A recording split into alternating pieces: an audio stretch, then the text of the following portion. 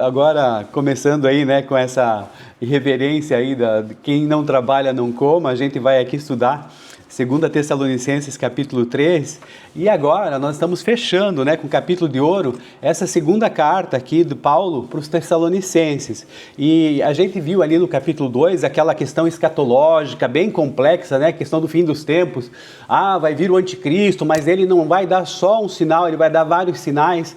E também a questão que a gente viu que no final o bem vai prevalecer sobre o mal, né, no dia final, isso a gente já está sabendo, e que nós aqui, as nossas orações e tantas outras coisas também, elas detêm o avanço do mal. Então isso é interessante para a gente. Esse foi o capítulo 2, hoje nós estamos aqui no capítulo 3, o final, e aqui nós vamos estudar sobre essa questão das implicações éticas, né, do aqui e agora. Então são questões práticas que Paulo vai colocar para a gente. A primeira delas é o seguinte, essa questão dessa interdependência, né, da oração, quando ele fala ali no primeiro momento, irmãos, orem por nós, para que a palavra do Senhor se propague rapidamente e receba a honra merecida como aconteceu entre vocês. Então, nesse sentido, ele está mostrando aqui a importância da oração, pedindo para que haja a intercessão da igreja. Olha que legal, né? Mostrando mais uma vez essa questão de que a oração entre nós, ela é muito importante e não é uma questão isolada, né? Ela, na verdade, assim, isso depende, o sucesso, veja só, mesmo o Paulo, que aí, vamos dizer assim, um apóstolo experiente, né, vivido, maduro, ele reconhece que o sucesso dele vai depender do quê? De uma intercessão da comunidade. O que isso representa para nós? Isso representa para nós, por exemplo, com a questão da liderança aqui na sala de oração, que isso não é um ato isolado, mas nós somos um motor que faz como se fosse assim a mensagem avançar, né, contra a posição de homens que são perversos, que são maus. Então isso tudo, existe uma interdependência. E depois ele vai falar ali no final do capítulo, do versículo 2, orem também para que sejamos libertos dos homens perversos e maus, pois a fé, ela não é de todos. Olha só, apesar de a gente querer que todo mundo tenha fé, apesar de que a gente querer que todo mundo, né, se renda aos pés de Jesus, isso não depende de nós. Ele está deixando muito claro isso para a gente. A fé, ela não é de todos. E aí o que ele está dizendo, né? Mas o Senhor é fiel, começando o versículo 3. Ele os fortalecerá e os guardará do maligno. O que está querendo dizer aqui o nosso querido apóstolo Paulo? Está querendo tirar o peso dos ombros da gente, né? Que esse peso dessa caminhada, ela é muito pesada, né? Lutar contra o inimigo, aquela coisa toda, não. Mas aqui a gente entende que ele coloca isso tudo no Senhor. E é ele quem confirma, né, e guarda a gente do maligno. Então, o que acontece é o seguinte, ele ora para que os nossos corações sejam guiados no amor de Deus. Então, isso que é a nossa maior dedicação, né, o amor de Deus, e também a constância de Jesus Cristo, que ele não cambaleou, ele não titubeou na caminhada dele, né, rumo ao Pai, na missão que Deus confiou para ele. Então, se nós transportarmos que nós também somos cristãos e somos, na verdade, né, exemplos iguais a Cristo, então a gente também tem essa mesma caminhada. Então, a sua missão qual é? Um relacionamento de amor com Deus. E dentro dessa caminhada, você vai ter, sim, altos e baixos, mas você pode se manter constante diante deles, sem titubear, né, sem quer dizer, opa, será que eu estou sem cambalear? Talvez a gente pode dizer que esse é o melhor, sem fraquejar, é o melhor termo, talvez, diante dos desafios que a vida traz para nós, né? Os mais difíceis, os mais simples, os mais complicados, os mais aleatórios possíveis, mas Deus está no comando. Então é isso que nós precisamos entender, e Paulo coloca que essa questão, né, da questão de guarda do maligno, Deus nos protege nesse sentido, como muitas vezes aqui se ora, né? As pessoas oram aqui, Deus, eu sei, protege e tal. Então nesse sentido está certo a nossa oração, e a gente sabe então que nós precisamos caminhar dentro desse amor de Deus e também na constância que isso pede para a gente ter na nossa caminhada cristã. Veja só, não é demérito nenhum fraquejar diante de um desafio. Às vezes a fé da gente é provada, e é provada de uma forma muito dolorida, de uma forma muito contundente.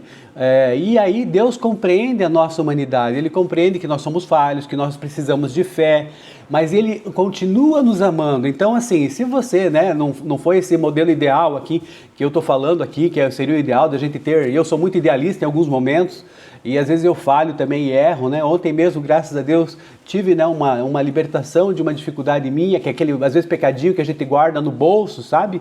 E fiquei muito feliz com relação a isso, porque vinha um testemunho, né, do Terence Crews, aquele lá do Todo Mundo Odeia o Chris, que é o cara que fala assim, ó, se não gastar é mais barato, né, que ele, qualquer coisa ele já estava ali falando dos valores e tal que custava, e ele deu um testemunho muito bonito ali, sabe, da luta que ele tinha contra questões de pornografia, contra questões sexuais, e aí como ele venceu isso. Então é um testemunho muito bonito, achei interessante aquilo, e Deus falou no meu coração. Então olha só que interessante isso, né, pra gente poder compreender que nós temos essas lutas, mas nós podemos dizer assim, Deus, peço desculpa porque eu estou sendo provado nisso, né? E até mais uma vez, mas eu tenho certeza que o Senhor me abençoa, tenho certeza que o Senhor me compreende e não deixa de me amar. E assim cada um tem a sua luta, tem a sua dificuldade. Olha lá, a irmã dizendo amém, que bom. Então o que a gente precisa fazer? A gente precisa viver essa vida plena, essa vida com Deus, uma vida de constância, uma vida de caminhada com Deus. Não aquela questão de que você é volúvel, né? Vai para um lado, de repente muda o vento, vai para outro, não sabe para onde vai, não sabe por que está aqui, o que está fazendo, qual que é seu propósito. São perguntas que, para o cristão, isso já deve ter sido respondido ou estar em vias de. Por exemplo, qual é seu ministério? O que você faz bem na sua vida até hoje? O que você sempre teve de melhor na sua vida? Esse é o seu ministério, né? Deus vai mostrando pedrinhas ali na sua vida, cada momento. Eu, por exemplo, gostava muito de artes cênicas, né? Minhas professoras de primeiro grau me impulsionaram para fazer curso de artes cênicas no colégio estadual. Eu tenho diploma de segundo grau profissionalizante de artes cênicas. Tenho registro na Delegacia Regional do Trabalho. Tenho usado isso como? No trabalho, na advocacia, quando tem que fazer sustentação oral, aqui quando tem que fazer apresentação, aquele sentimento de presença de palco, a questão da voz da gente, como que a gente fala, se demora muito para falar, se consegue falar mais forte ou mais baixinho para a pessoa ouvir e ficar tranquila. Então, todas essas variações a gente vai utilizando ao longo do tempo, e acredito que você também na sua vida, se você fizer um retrospecto do que está acontecendo com você, não é nada diferente daquele dom que Deus te deu lá no comecinho, que só foi ao longo da história, né, aumentando isso, e você pode usar da melhor maneira. Então, se você gosta de cozinhar, você tem o dom de cozinhar, cozinhe para Deus, né? Isso vai ser interessante para você na sua comunidade de fé, ou então abençoando pessoas, como a gente viu aí no vídeo, que nós vamos falar um pouquinho depois sobre isso, no vídeo do Cristão Desconhecido ontem, é muito interessante. Bom, vamos seguindo aqui, fechando esse parênteses, né, grandão que eu fiz agora, a gente então agora caminha para essa questão dos versículos adiante ali. A irmã leu trabalhar e fazer o bem, né? E aqui eu tenho, a irmã Claudimair leu trabalhar e fazer o bem. Aqui para mim, o título tá uma advertência contra a ociosidade. Olha só que interessante, Paulo vai abordar esse problema prático. Problema prático? Como assim? A irmã Hilda até falou que isso está acontecendo meio que hoje, né? Será que está acontecendo mesmo? Não tenho certeza, talvez você, né, possa perceber melhor que eu, mas de qualquer maneira é o seguinte, alguns irmãos, eu não posso falar muita coisa, né? Mas aí o que acontece, né? O pessoal aí vai confirmando o que eu posso dizer, né? Bom, é o seguinte, alguns irmãos ali na igreja de Tessalônica, talvez por uma má compreensão da volta de Jesus, eles pararam de trabalhar, gente. Vocês acreditam nisso? E olha, pior ainda, eles viviam de forma ociosa e falavam mal dos outros, sabe? Aquela coceirinha que vinha na orelha lá quando estava ali, o pessoal está tranquilo, né? A gente já viu algumas histórias assim na Bíblia, né? Quando você vê ali que o rei Davi estava sem fazer nada, não tinha ido para a guerra, subiu no terraço, viu um negócio estranho lá, no fim foi pecar com a Batseba. É mais ou menos isso que o diabo vai usar para a gente, né, para poder trabalhar nas nossas questões quando a gente está fazendo nada, né? Irmã Hilda, como é que é a casa do diabo? Como é que é aquela história que a gente não faz nada, daí o diabo vem e faz um monte de... Como é que é aquele ditado, alguém sabe? Mente vazia é a oficina do diabo. Olha lá, mente vazia é a oficina do diabo. Muito obrigado, é isso mesmo. Então o que acontece? Essa coceirinha na orelha, ela é boa, ela dá prazer porque você fica ouvindo da pessoa e não sei, não, porque veja só, fulano fez isso e agora ciclano também, você já pensou? Você já imaginou o que está acontecendo na vida deles e tal? E gosta, vê aquela coceirinha gostosa. Mas aqui, Paulo vai dizer o seguinte, ó, Vocês estão desse jeito e eu, olha só, eu mesmo tendo o direito de ser sustentado pela igreja, porque eu sou apóstolo, eu estou trabalhando aqui na causa de Cristo, eu escolhi o meu trabalho manual. Qual que era o trabalho manual de Paulo?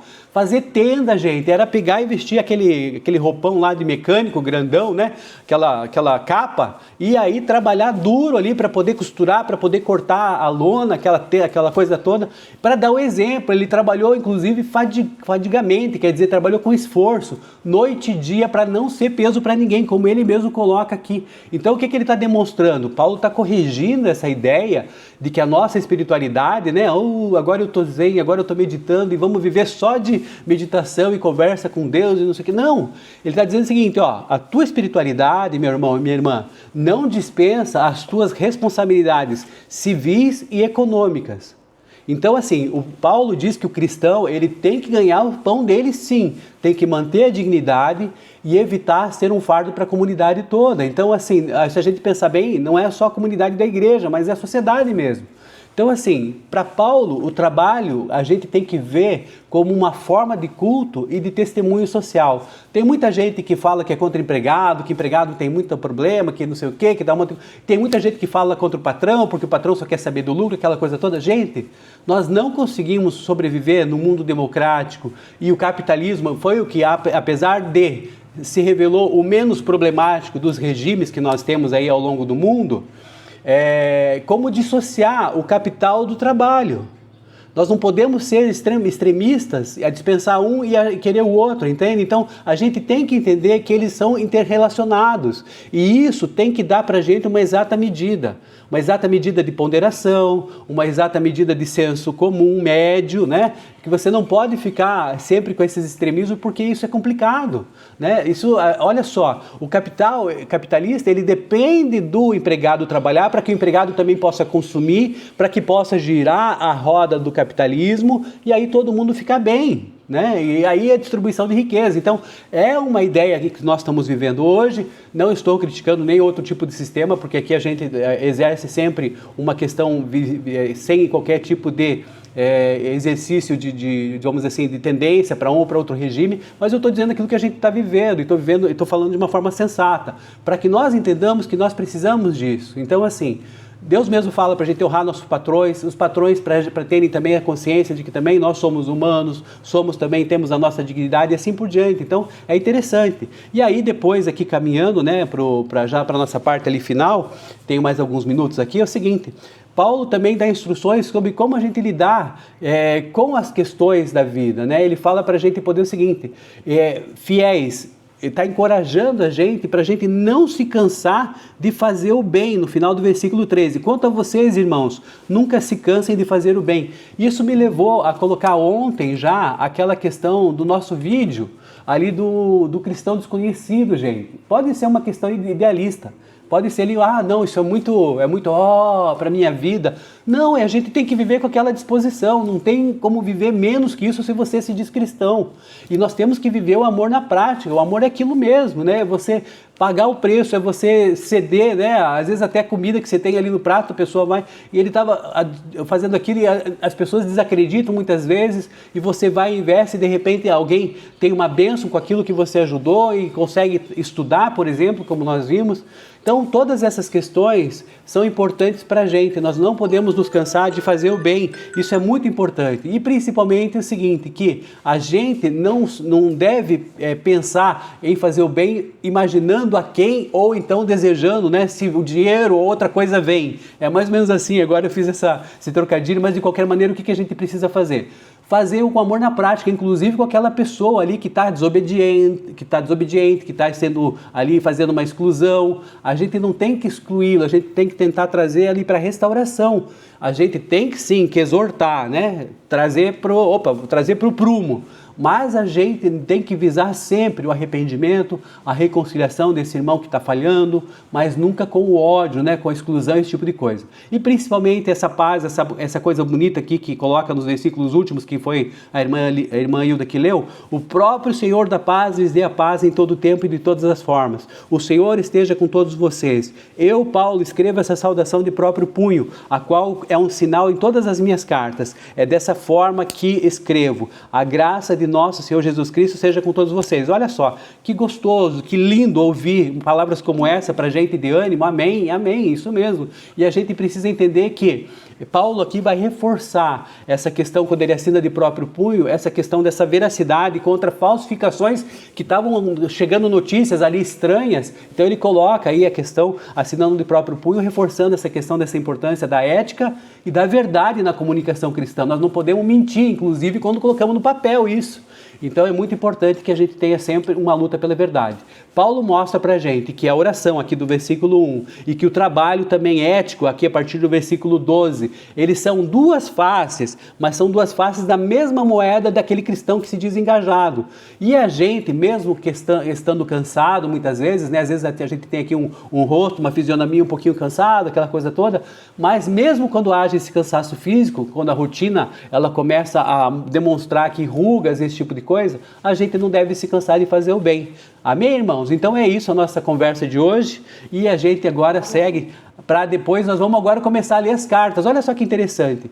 Paulo, ele escrevia para as igrejas, agora nós vamos virar a chave e Paulo vai escrever agora para os outros pastores, né? Os outros pastores e colegas dele. Olha só que interessante.